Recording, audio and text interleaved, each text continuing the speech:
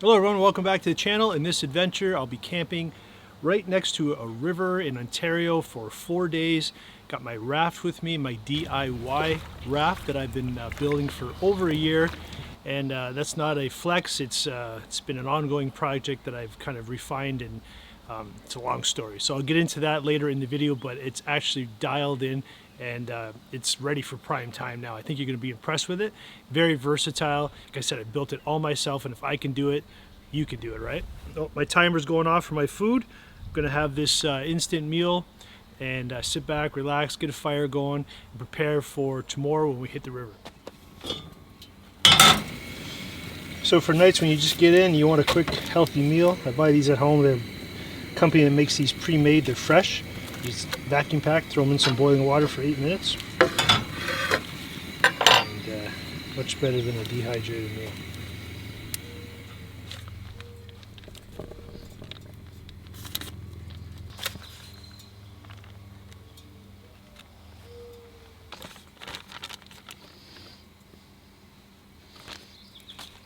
That's not a bad meal for camping. Never done this before, but I've locked myself out of the Thule storage thing I keep on top of Eddie. That I carry my tarp and my 2 folding chairs for camping. So I'm literally sitting on my Yeti Go box and my Pelican case for a chair for tonight. But it'll do. It'll be fine. It's not exactly roughing it.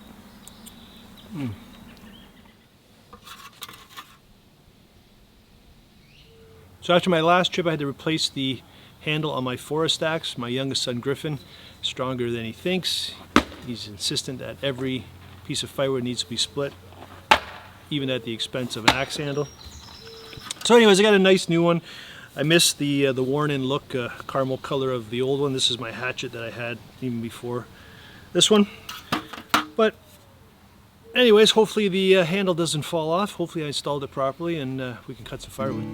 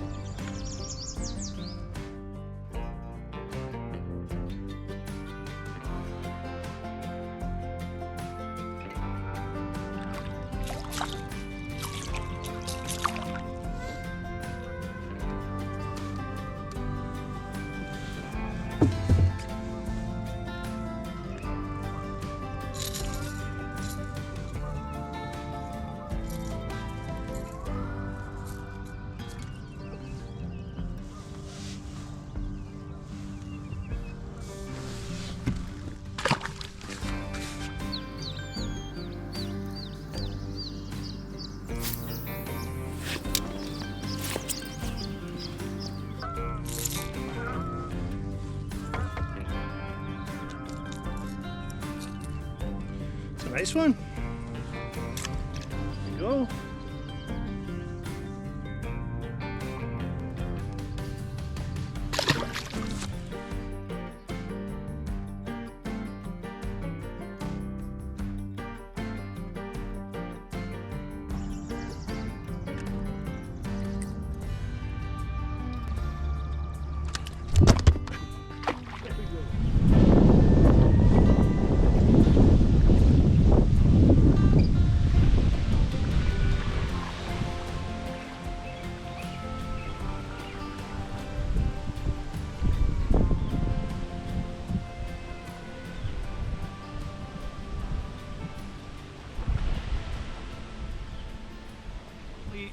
So I originally wanted a drift boat to do some fly fishing.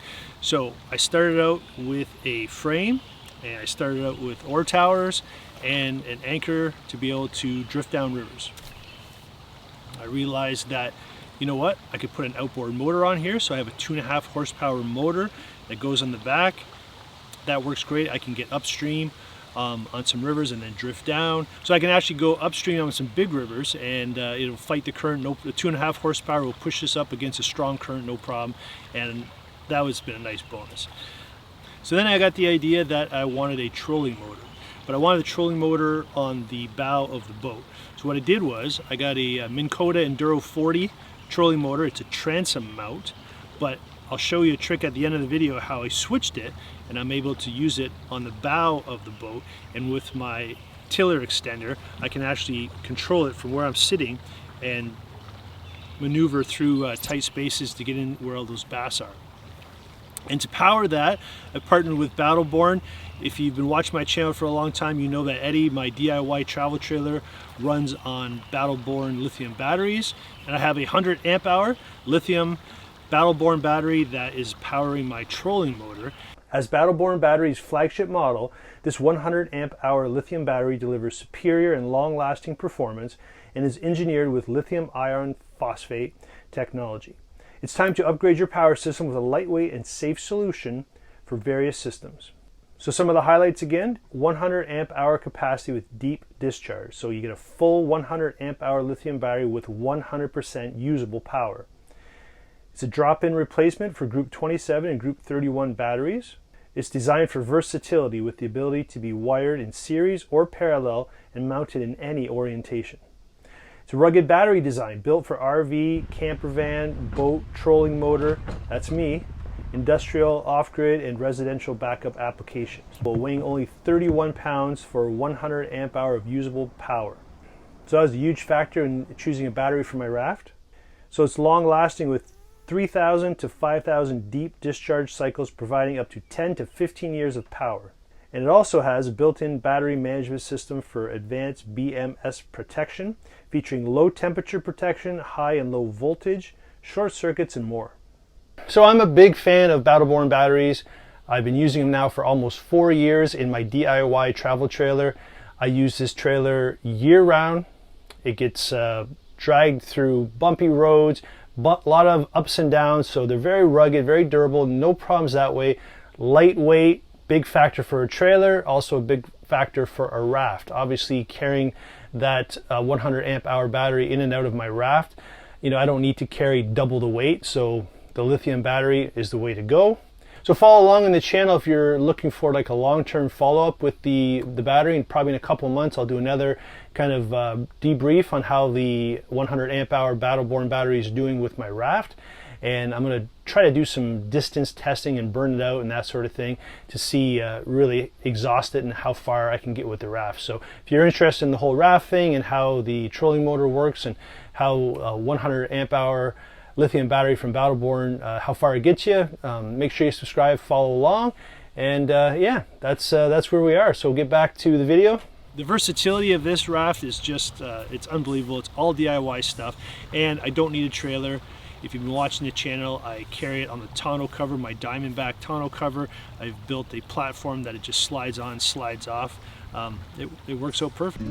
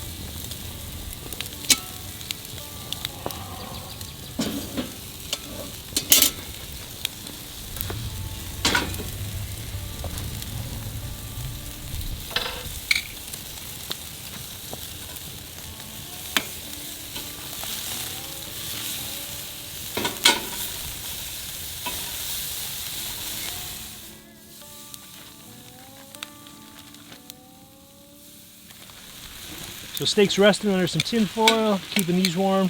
These are for my wife and I, so it's not just me eating all this food.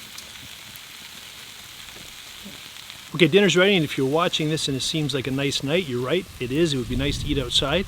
But if I didn't mention it already in the video, I forgot my key to my Thule storage box, which has my lawn chairs. So we're gonna eat inside tonight, which is great too, but it's certainly nice enough to eat outside. There's no bugs. It's actually a very nice night.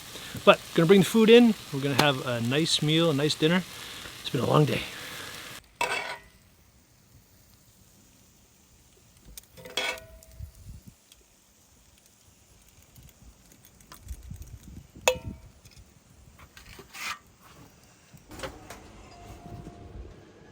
Okay, there we go. There's my lovely wife. Hey, sweetie. All right, and here's our dinner. Bad, eh?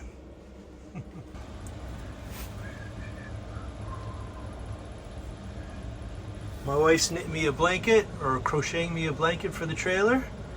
Kind of camouflage look to it, I guess. That'd be pretty cool. It's gonna go with the green. So we'll catch you after dinner, maybe by the campfire.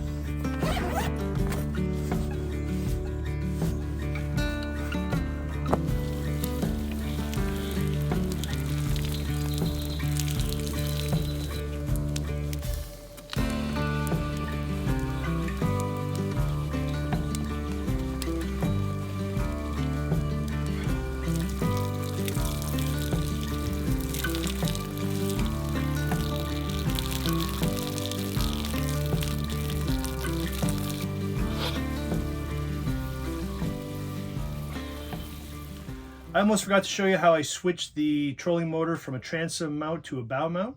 I'll show you this really quick. It's super simple, one screw. This is the collar that just kind of controls how low it goes. But basically, this is the Minn Kota Endura 40. Very, very common trolling motor. This is the top of it. There's nothing fancy about it. All you gotta do, see this screw right here? There's a screw there. And on the other side, and you can see that there. All you need to do is remove that screw, lift the head, the wires run through the column here. And it is really this easy. You simply remove that screw, lift up the head, rotate it 180 degrees, and you reinstall it. It is that simple. And you now have a bow mounted trolling motor, which is much less expensive than buying a bow mounted trolling motor, because those can get really expensive. So a simple little hack that can save yourself some money. So I hope that helps.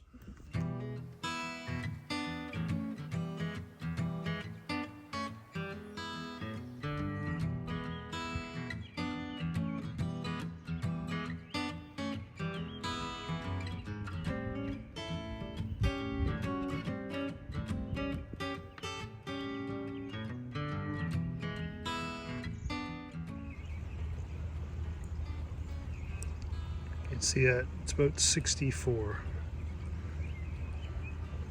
66 in between there.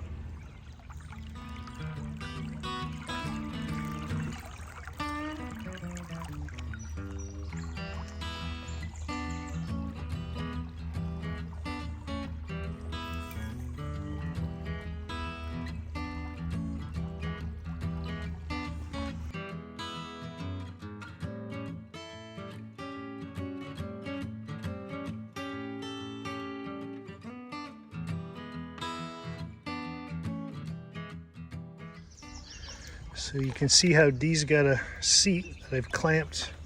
I'll show you in a close-up. But it's clamped on the front of the frame of the raft. And then the rest of it, there she is. So she gets to be riding on the bow of the boat. And the platform just sits on the inflatable tubes in the front. You can see how she can spin around and face me, or she can face forward.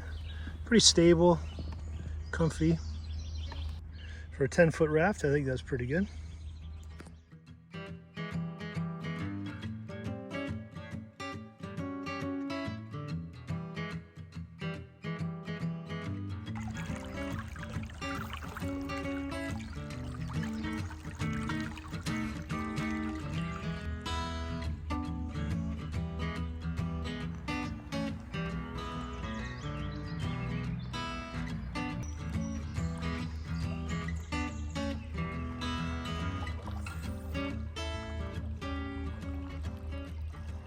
Well, it's been slow. We're on a really stagnant stretch of river here, so I actually have to row. We're not making a lot of progress, but really pretty section early on. We saw a lot of trout. They just not biting. Midday, I mean, we're running our worms and nymphs pretty much right over their noses and nothing. This is a stock section of river, so I told my wife I'd be her fishing guide today, and I haven't really earned my paycheck. It's supposed to only be an hour drift, and we've been at it for 4.5 hours, and we still got a ways to go. You can see this current. This is really a stagnant stretch. So lots of nice fishing for the first stretch. The first quarter of the river was really pretty nice, but we gotta just paddle now. Here we go.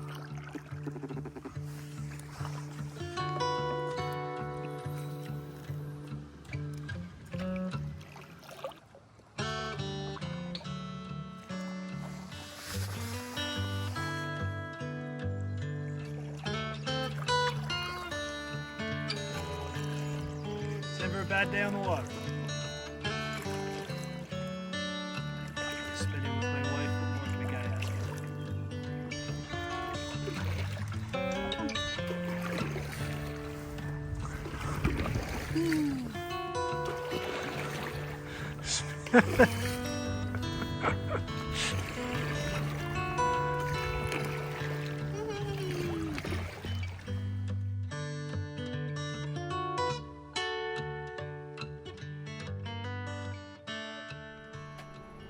So this is the first trip of 2025 without the wood stove, and I'm already missing that type of weather. It's a hot one today. We spent all day on the river, and that last stretch, no shade, just in the sun the entire time. So I'm gonna sit back and relax tonight, probably wrap up this video. The fishing hasn't been great today, and I don't expect it's going to be great tomorrow because we're going to be on that river again. So I hope you enjoyed the video. Thanks for watching. As always, if you liked the video, please, I'd really appreciate if you give it a thumbs up and share it. You know, comment. I really like to hear from you, what your thoughts are. Try to create these at least once a month for you.